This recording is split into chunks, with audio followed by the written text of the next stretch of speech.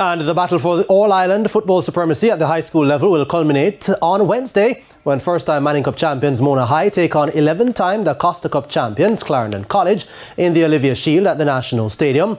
Mona High became the 15th school to gain a hold on the Manning Cup title after securing a 1-0 victory over Hydel in last Friday's final. The Craig Butler outfit will look to create more history on Wednesday against a Clarendon College team who were marauding in the Costa Cup final. Butler says despite their opponent's quality, his unit has what it takes to be crowned national All-Ireland champions.